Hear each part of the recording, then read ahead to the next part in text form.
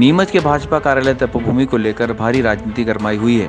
बेशकीमती करोड़ों की भूमि पर भाजपा कार्यालय के भवन निर्माण की अनुमति को लेकर बड़े ही नाटकीय ढंग से बीते एक सप्ताह में 4 आदेश हुए हैं, जिसमें 2 बार निर्माण अनुमति दी गई और फिर उसे कांग्रेस नेताओं की शिकायत पर 2 बार निरस्त भी किया गया, जिसे लेकर अब भाजपा कांग्रेस नेता आमने सामने होकर आरोप प्रत्यारोप लगा रहे हैं। नीमच शहर के बीचों बीच डॉक्टर श्यामा प्रसाद मुखर्जी ट्रस्ट की करीब 50 करोड़ की भूमि पर भाजपा कार्यालय निर्माण का मामला राजनीति के चलते पेच में फंस गया है।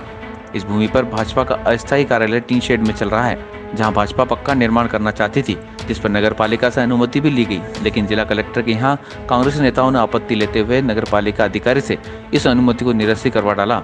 पर नगर पालिका में भाजपा की परिषद होने के चलते अपील समिति के माध्यम से निर्माण अनुमति को निरस्त किए जाने के सीएमओ के आदेश को नकारते हुए समिति ने फिर से अनुमति दे डाली।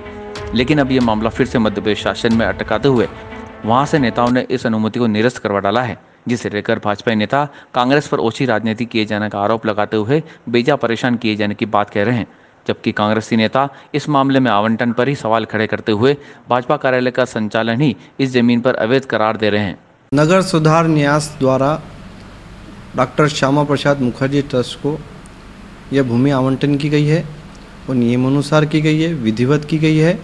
उसके बाद जब दिग्विजय सिंह जी की सरकार आई तो उन्होंने इसकी जांच करवाई है। जांच के उपरांत मामला न्यायालय में गया है। न्यायालय में श्यामा प्रसाद मुखर्जी ट्रस्ट के पक्ष में फैसले आए हैं।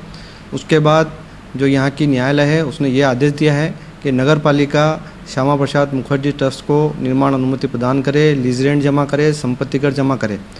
उसके बाद उन्होंने जब नगर पालिका में अपना आवेदन दिया है तो हम सब लोग न्यायालय के आदेश से बंधे हुए हैं और न्यायालय के आदेश के बंधनकारी होने के बाद ही सभी ने दस्तावेजों की जांच करके उपरांत ही निर्माण अनुमति प्रदान करी है, जो विधिवत थी।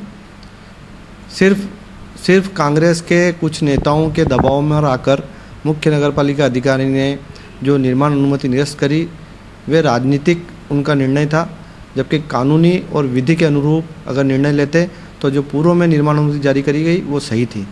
निर्णय को हमने अपील समिति के अंदर जो श्यामा प्रसाद मुखर्जी ट्रस्ट के सचिव राजेंद्र अग्रवाल जी उन्होंने आवेदन दिया है और अपील समिति ने निर्णय लिया है कि जो दस्तावेज प्रस्तुत किए गए वे सही हैं और जिस उद्देश्य के लिए निर्माण अनुमति जारी की गई वो भी सही हैं। तो हमने मुख्य नगर पालिका के अधिकारी के जो आदेश था उसको निरस्त कर दिया है। भारतीय जनता पार्टी की विगत 15 साल से सरकार थी। भारतीय जनता पार्टी ने किसी राजनीतिक दल से द्वेषता से काम नहीं किया है। अब आप देख लीजिए कि कांग्रेस की सरकार बनते ही एक तो भ्रष्टाचार चरम सीमा पर हो गया है। छुटभैया नेता भी है जो भ्रष्टाचार में संलिप्त है, मतलब आम जनता दुखी हो गई, सरकार सुन नहीं रही। और अब इनकी ओछी मानसिकता ये हो गई कि भारतीय श्यामा प्रसाद मुखर्जी ट्रस्ट का जो भवन का निर्माण का जो चल रहा है, जो जिसमें कि राजनीतिक गतिविधि, सांस्कृतिक गतिविधि, खेल मैदान, ये सारी चीज़ों का समावेश है। और एक भवन अगर कहीं निर्माण होता है किसी ट्रस्ट का तो उसमें ओछी मानसिकता करी। इस ट्रस्ट के निर्माण के लिए पूर्व में भी हाई कोर्ट से परमिशन मिली है निर्माण की, जिसको नगर पालिका से मंजूरी मिली है। नगर पालिका ने निर्माण की परमिशन दी, पर इनकी ओछी मानसिकता जो यहाँ के जनप्रतिनिधि लोकल है, इनकी ओछी मानसिकता की वजह से आज भवन के लिए उन्होंने निरस्त करवाया सीएमओ पे दबाव डलवा कर, तो फिर अपील समिति में उसको वापस बहाल किया है। तो अब मध्य प्रदेश में जाकर ये नेता ऐसे खेल खेल रहे हैं। तो भारतीय जनता पार्टी तो वो पार्टी है कि हमारा विपक्ष भी मजबूत होना चाहिए। आप मुद्दों की लड़ाई लड़ो, आप ये ओछी मानसिकता क्यों लड़ते हो? क्योंकि इनकी नाकामियां छुपाने के लिए कुछ नहीं है तो भारतीय जनता पार्टी के ऊपर गिरते हैं। श्यामा प्रसाद मुखर्जी के ट्रस्ट का जो भवन बन रहा है उस पर अब मैं तो अधिकारियों से ये कहता हूँ, कलेक्टर से ये कहना चाहता हूँ कि क्या 26 साल तक गांधी भवन की लीज नहीं भरी गई कांग्रेस द्वारा, वहाँ उनका कार्यालय है, तो क्या उसको वहाँ की लीज निरस्त होते ही हो जाती है, तो क्या उसको अपने आधिपत्य में लेगी कलेक्टर? नहीं ले पाएंगे क्योंकि इनकी सरकार है। तो ये सरकार लेके देखिए, ये प्रकृति तो भाजपा की रही है, कांग्रेस की इस तरह की प्रकृति कभी नहीं रही है।